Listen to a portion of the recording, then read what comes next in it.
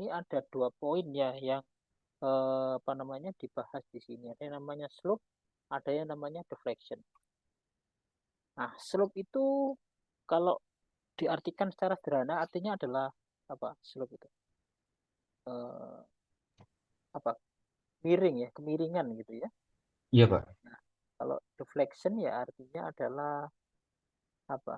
Eh, deflect, meleset. Lanjutan. Nah, lendutan, betul. Jadi di metode ini itu adalah kita memanfaatkan apa tadi slope, kemiringan. Nah, kemiringan itu nanti bentuknya adalah rotation. Rotation. Ini saya sambil ingat-ingat ya. Nah, jadi nanti kita manfaatkan ada yang namanya theta, slope, dan ada yang namanya deflection atau dua ini variabel ini yang nanti kita akan gunakan untuk bisa mendapatkan bidang N, bidang D, dan bidang M daripada suatu struktur. Seperti itu. Itu praktisnya slope deflection. Nah, oleh karena itu, mau tidak mau teman-teman nanti akan mengingat pas kuliah apa, mekanika bahan ya. Itu kan ada uh, rotation and deflection. Masih ingat? Itu sudah ada ya? Itu apa namanya? Ngitung lanjutan dan ngitung rotasi pada apa namanya? Suatu balok. Betul ya? Ada di mekanika bahan ya? Ada, Pak. Iya, Pak, ada, Nah, Pak. baik. Sudah punya model ini teman-teman?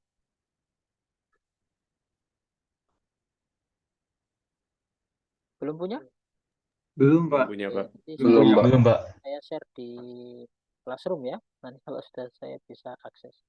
Oke, kita coba lihat deskripsinya dulu ini terkait dengan metode slope deflection. Nah, ini ya. Nah, slope deflection ini nanti nah, rotasi ya, rotasi tadi ini yang deflection, sorry slope tadi ya.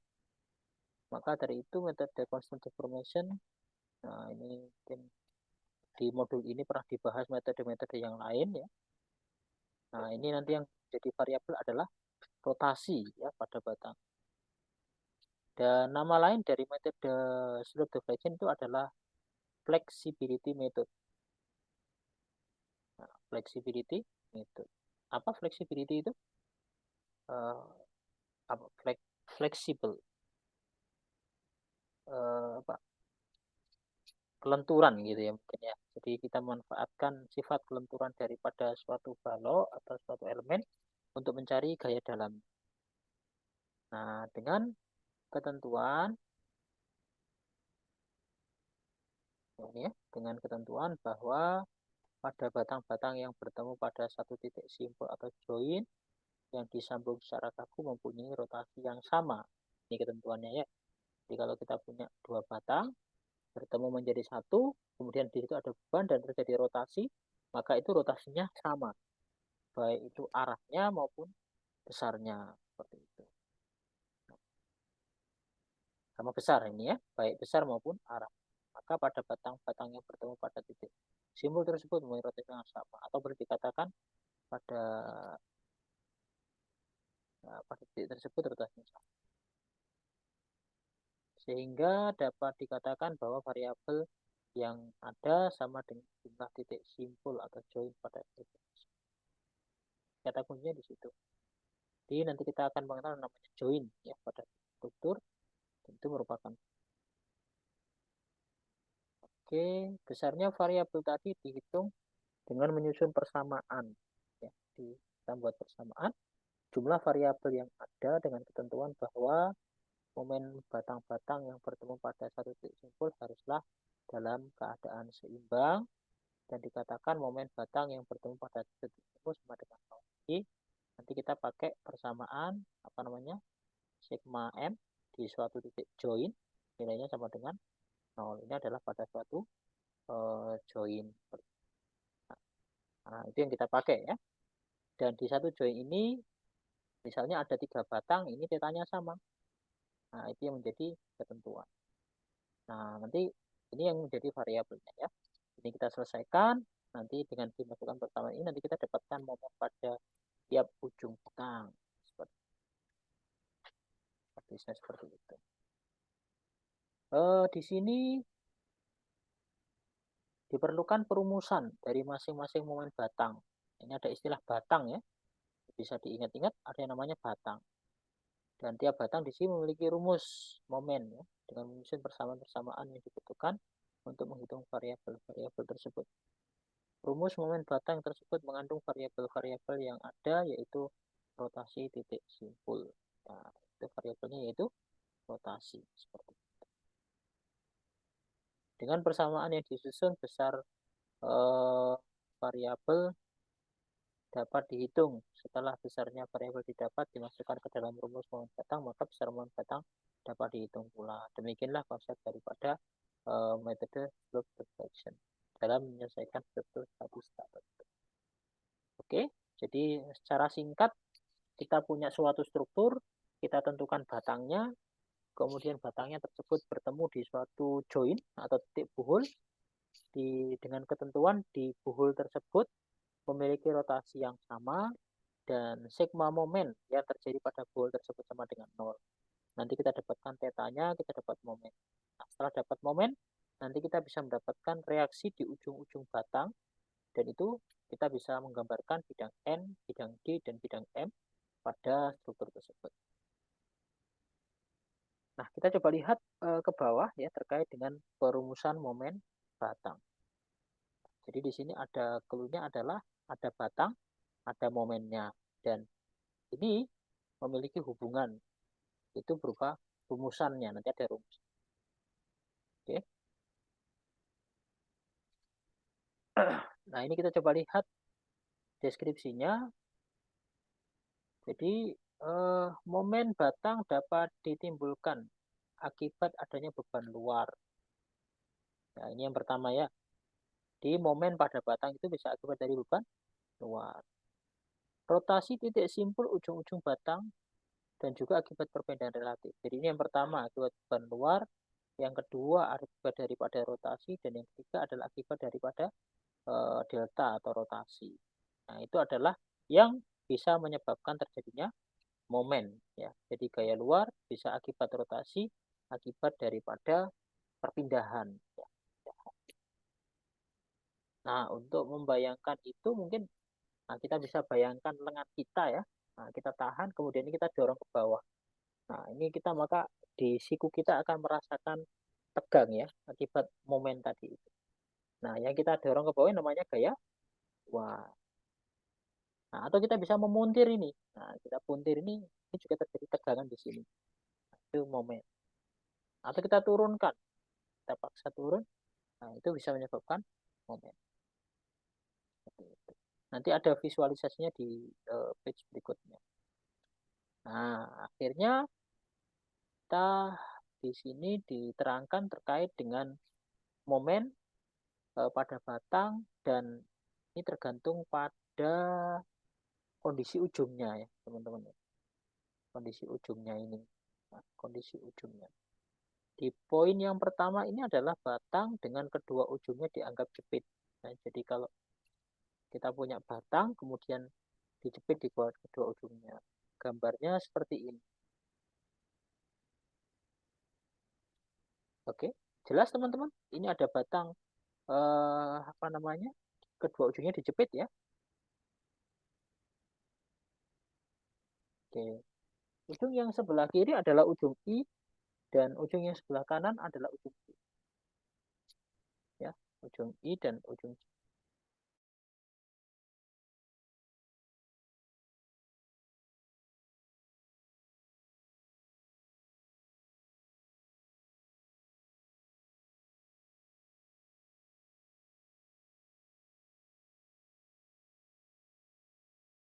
Ya, ini adalah ujung I dan ini adalah ujung J ya, ujung I dan ujung J.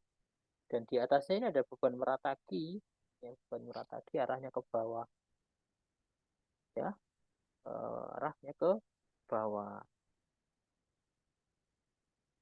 ya, arahnya adalah ke bawah.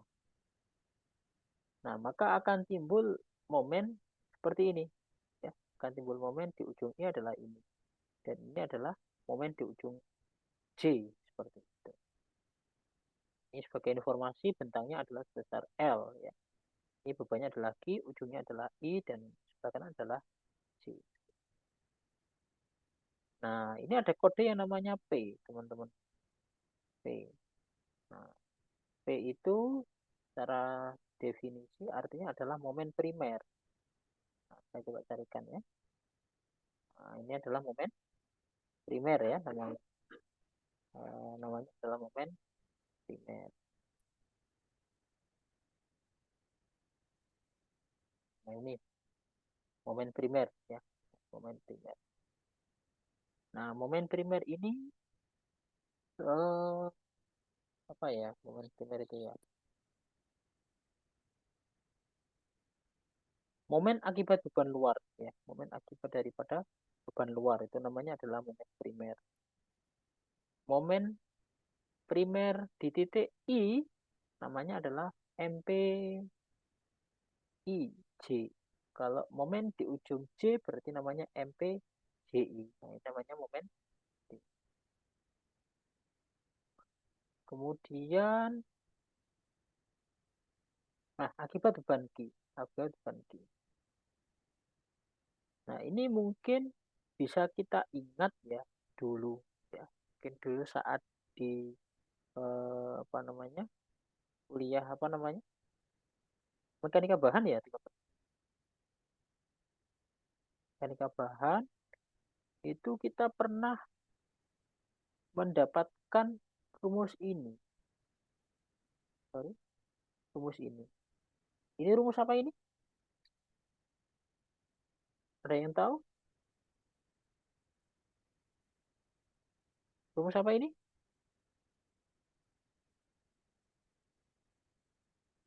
Rumus rotasi, Pak. Oke, ini adalah rumus rotasi. Dengan beban apa ini? Beban Beban Q, Pak.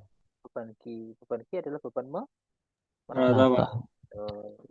Kemudian ternyata hubungannya tetanya adalah QL pangkat 3 per 24 EI. Nah, ini given ya. Sorry ya, ini kita nggak nguraikan lagi soalnya dulu ada di mekanika bahan.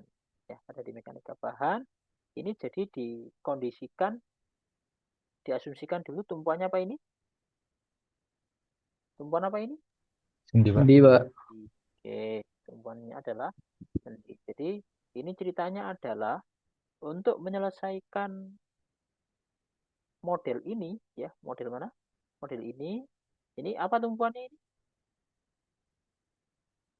Jepit, Pak. Jepit. Nah, kita asumsikan dulu dia sebagai sendi. Nah,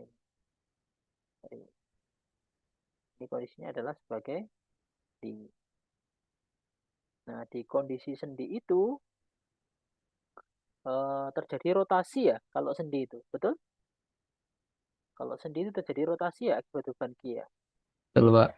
Nah, dan nilai rotasinya adalah QL pangkat 3 per 24 EI. Nah, karena bebannya merata dan simetri, maka rotasi kanan dan kiri sama. Ya. Rotasi kanan dan kiri adalah sama. Nilainya adalah QL pangkat 3 per 24 I. Itu adalah QL pangkat 3 per 24 I. Tadi sudah diterangkan, yang namanya rotasi itu punya apa ini? Punya nilai dan punya apa ini? Arah. Arah. Kalau ini arahnya kemana ini? Ke sini. Berarti apa ini? Searah? Arah. Searah jarum jam, Pak. Yang ini berlawanan arah Lawannya jarum jam. jam dengan nilai yang sekian. Nah, terus apa istilahnya? Pendekatan yang kedua ini adalah, nah ini kita punya sebuah apa namanya, batang ditumpu apa ini? Apa ini? Tumpuan apa ini kanan kirinya? Apa ini? Kanan kiri? Tumpuan sendi, Pak. Sendi, Pak. Kemudian kita kasih momen di ujungnya. Kita kasih momen. Ini ke sini ya, berarti ya. Berarti baloknya akan melendut ke atas. Betul teman-teman? Betul. Betul, Pak. Betul, Pak. Nah, maka apabila kita punya apa namanya ini, kita kasih beban momen di ujungnya itu, nanti nilai daripada rotasinya adalah ini. Nah, nanti coba diingat-ingat saat di kuliah Mekban. Jadi momennya dikalikan dengan bentangnya dibagi dengan 3 GI. Terus ini arahnya adalah mana ini?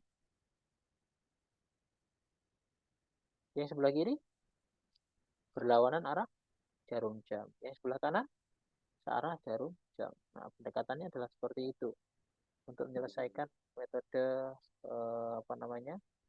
Metode slope deflection. Oke. Nah, oh sorry. Ini momennya satu per satu ya.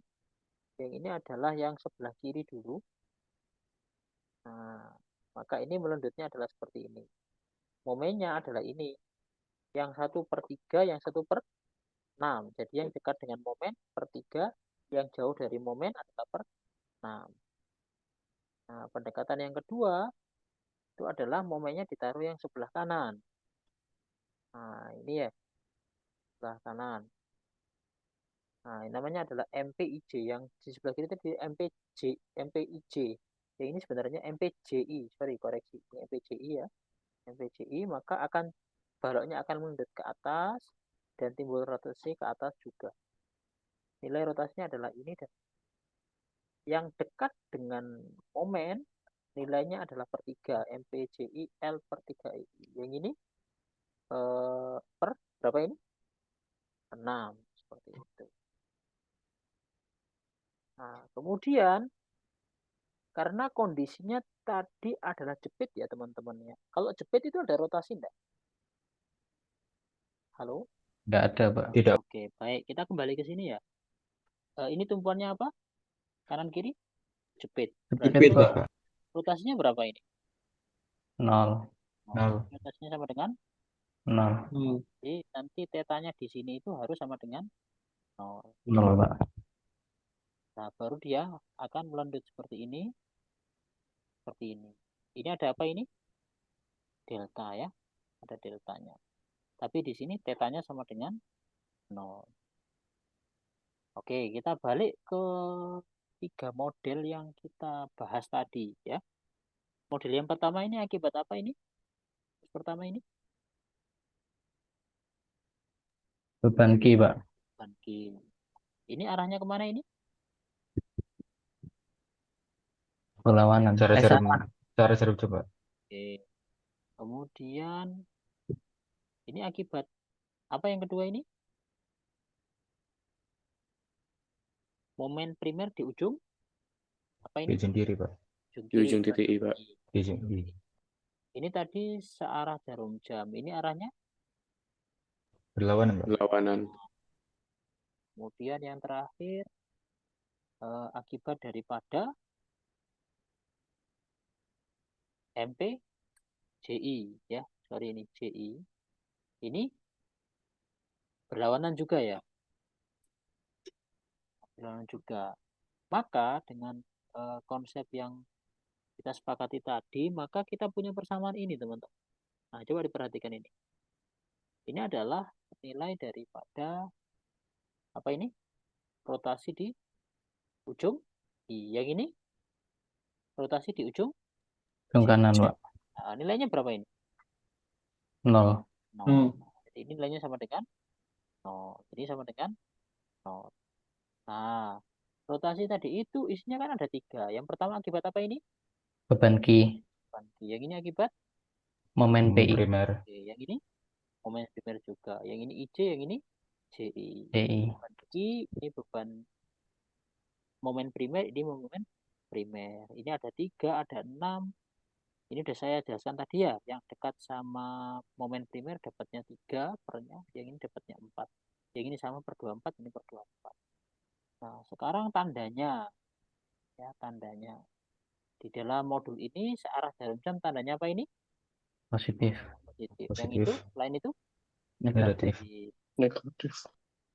Kalau yang kedua ya apa ya yang kedua tadi ya? Kita coba lihat. Ini arahnya kemana ini? Berlawanan, Pak. Oh, ya. Oke, sorry, lawanan. Ini nggak tahu saya kok pakai positif ya. Ini tapi yang pasti kalau berlawanan, misalnya ini tadi kan berlawanan, ini searah ini dikasih apa ini? Berbeda ya Berarti tanda, Pak. beda tanda. Gitu aja sih kayaknya perjanjiannya di sini. Jadi kalau berbeda tandanya dalam satu equation tandanya adalah lawannya. Begitu pula adalah yang ini seperti itu. Oke, saya harap cukup jelas ya, nanti bisa dieksplor lagi teman-teman. Nah, dengan kedua equation ini ya teman-teman, nanti coba dibuktikan. Ternyata kita akan mendapatkan nilai dari MPIJ itu ternyata sama dengan MPJI. Nilainya adalah per 12 IL kuadrat. Seperti itu. Bisa menyelesaikan persamaan di atas? Nanti dicoba ya. Iya, Pak. Oke. Nah, kondisi yang di atas itu adalah identik kalau misalnya ini bebannya berupa beban apa ini? Terpusat. Pusat. Ya, ini terpusat di tengah ya. Terpusat di tengah. Artinya apa ini? Ini L per 2 akan timbul momen primer ini. Nah, ternyata momen primernya bisa dihitung. Kalau dihitung nanti nilainya adalah sebesar berapa ini? 1/8 PL. PL. PL. Itu. Nanti coba dirumuskan ya. Supaya teman-teman bisa belajar matematika. Nah, itu kalau akibat beban luar. Nah, ini kalau misalnya bebannya berupa beban rotasi ya, rotasi. Beban rotasi ini adalah misalnya rotasinya di sebelah kiri saja. Nah, ini namanya adalah apa ini namanya? Ujung bebas ya, teman-teman. Ujung bebas. Ini kalau saya putar dengan theta tertentu, theta IJ, maka ini akan timbul momen. Akan timbul momen. Ini juga akan timbul momen. Nah, tapi di sini karena dijepit, maka tetanya sama dengan 0. Oke. Nah, ini penyelesaiannya seperti ini. Jadi ini dikasih MIJ, yang kanan dikasih MJI. Nah, ternyata rotasi dari sorry, terakhirnya mana ini? Nah, ini ternyata ya. Nanti dapatnya adalah ini. Jadi momen MIJ itu nilainya sama dengan 4EI per L dikalikan theta IJ. Seperti itu. Nah, itu adalah momen di ujung I. Dan ini sama dengan, bentar, kalau kita punya MIJ, ternyata hubungan antara MIJ dan MJI, kalau bebannya berupa beban apa nih? Beban apa tadi? Rotasi, itu adalah ini. Jadi MJI sama dengan setengah daripada MIJ. Jadi yang di sebelah kanan itu adalah separuh dari momen yang dikasih rotasi. Di mana M apa ini? MIJ nilainya adalah ini. Ya, MIJ adalah nilainya ini seperti itu. 4I per L dikalikan dengan theta IJ. Oke. Nah, ini ya. Kalau gitu, separuh dari 4 EI per L theta IJ, momen yang di sebelah kanan itu adalah 2 EI L per theta IJ. Nah, itu adalah momen akibat daripada rotasi. Nah, begitu pula kalau rotasinya di sebelah kanan, JI, maka nanti kita punya nilai daripada M JI dan MIJ. Yang dekat dengan rotasi nilainya adalah 4. Yang jauh daripada rotasi nilainya adalah 2. EI per L dikalikan dengan theta yang diberikan di ujung J. Seperti itu. Oke, terakhir. Ya, terakhir adalah akibat daripada pergoyangan. Oke, akibat daripada pergoyangan. Nah, perhatikan ini teman-teman. Sebelah kiri ini tumpuan apa ya? Sebelah kiri ini. Jepit Pak. Ya, Jepit, Pak. sebelah Jepit, Pak. kiri juga. Wah, mati dah. Coba. Sebentar ya. Nggak tahu itu. Oh ya. Oke. Terdengar suara saya? Masuk, Pak. Terdengar, Pak. Nah, di kondisi yang terakhir ini adalah kita punya tumpuan jepit di I, ya, sorry, kayaknya ada problem. Oh sudah, di I dan sebelah kanan di J.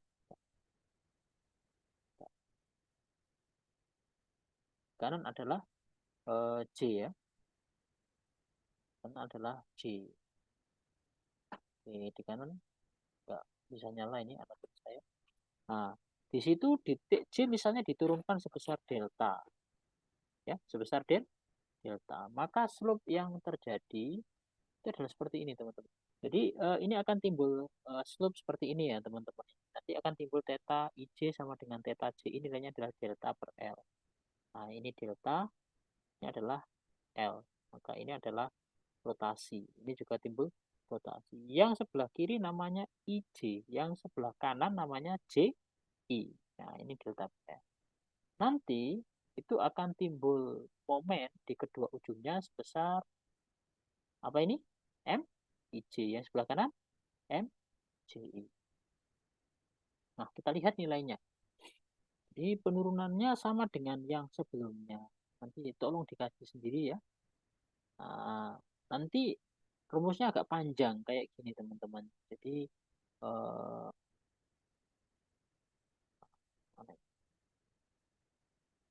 MIJ nilainya sama dengan MP. Oh, sorry. Ini ya. Nah, ini. Saya coba kasih marking. MIJ nilainya sama dengan 6EI L per L kuadrat dikalikan delta. Yang MJI nilainya juga sama. Ini adalah akibat daripada penurunan. Nah, oleh karena itu apabila kita gabungkan, misalnya ada suatu struktur, dan dia mengalami beban luar, maka momennya adalah MP.